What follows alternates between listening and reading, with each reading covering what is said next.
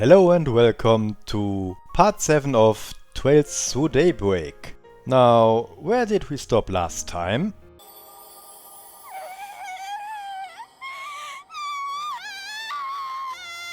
Yeah, there. Great. Just great. Okay, let's recap what happened in between now and then.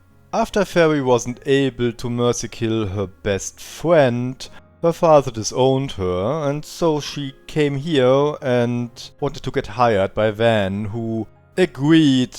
Well, Agnès agreed, and he couldn't really say much against that. Fairy also had a letter from her dad, and yes, he was supposed to look after her now. I guess the old man just wanted to give his daughter a little bit of a break after all that, and saw this as an opportunity for her to see a little bit more of the world and broaden her horizon. After running around the city and doing some friggin' work, we also get another quest to get rid of a bigger monster from the guild. So here we are at the doorstep of said boss monster. We had an eventful ride getting here. The dungeon wasn't that fun. Well, this one looks a bit boring.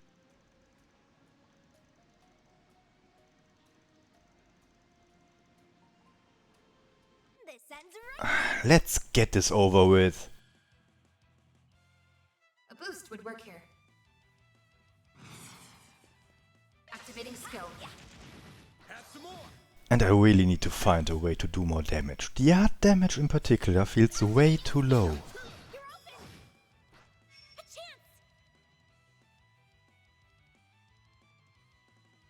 Certain arts will be more activating skill. There! Here's some extra. Do your worst. As far as this boss goes, I guess I really need to avoid the area damage. And I'm fine. But with the new link system, that is almost impossible. They need to stand pretty close together to use that. Use a sharp boost to get the upper hand. No! There! Here goes. And it's interesting to note, while my damage isn't satisfying at all, the damage received is not that big of a deal either.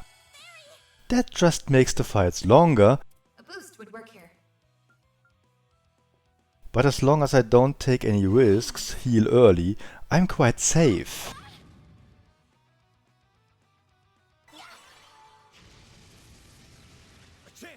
Fights like this really give you time to think about what we have seen so far. Arts will work better. Time to go all out.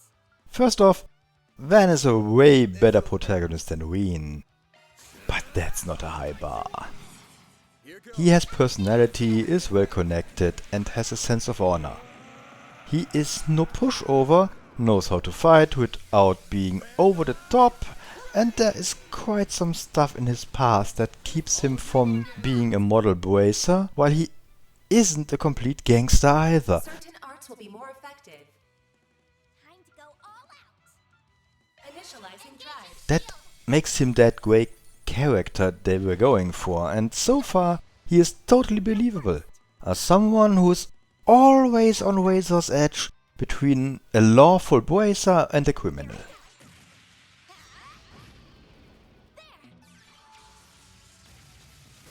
First done. Here goes. Full boost. Go in on your own. Next is Agnès, and she is hiding way more than her heritage. She might have gotten these connections to Van via Rean, but let's face it, Rean wouldn't have given these informations to her if there wasn't something special about her. So we have two main characters hiding a lot from us. Another thing I noticed is a shift in storytelling. Not just leaving the school setting behind us, it's more than that. This feels more gritty, even though it has plenty of silly moments, and every scene with humor can give you instant diabetes. But at its core, this is way more serious than Cold Steel. And even more than Sky or Zero to Azure, although those two looked a little lighter due to the graphic style alone. At least Sky had a lot of dark moments. Most of them in the past, though. If you look at all the games, how many people really died? Leaving aside some backstories like Agatha's sister, Estelle's mom, Joshua's village, yeah, there were plenty. In-game, the amount of people, at least real characters. The body count here is rather low. There was of course the Faceless, and I want to thank Kevin for that one. It was really earned and satisfying. And then there was Joachim's dad, the main boss of Zero, and yeah, that one too. Vulcan and Michael Gideon from the Imperial Liberation Front both died. The Steel Maiden was backstabbed. Then again, she lived for almost 300 years, so she shouldn't even be around anymore. Still, of course that death counts, and it never felt right that Rufus got away with it. He was allowed to walk away after Reverie. I didn't find that very fair. At least a long prison sentence would have been correct. I mean, even if he did something to redeem himself, he was still a murderer. Then there was our Blood and Iron Chancellor. In the end, another main villain, and his death wasn't even that big of a deal, since the real main villain was some entity that blackmailed him. Man, Cold Steel was such a letdown if you think about it. Did I miss anyone? Tell me in the comments.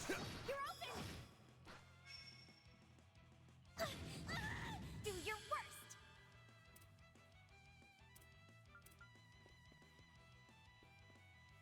Anyway, Ada's death hits hard. The biggest hits of that quality have been in the character's past. Hearing characters lose an important person in their past, or having things like Door 15 in Sky 3 had quite the impact, but this time we are here live when Fairy has to see Ada vanish. And that was early in the game. We just started.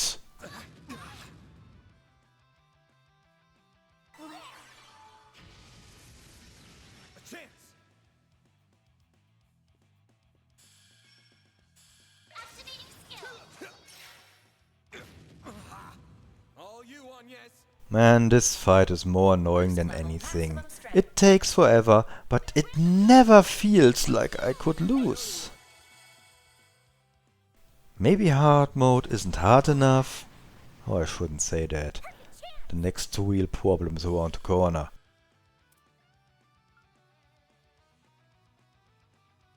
This'll hurt. Here I go.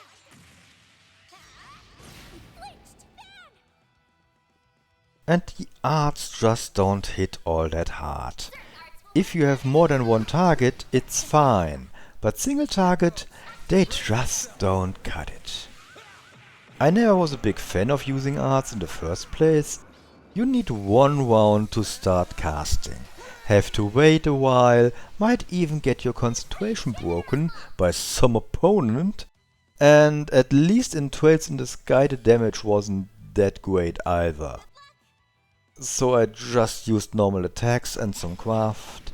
But since CP was hard to build up in Sky, I avoided using too many of them too. Certain arts will be more effective.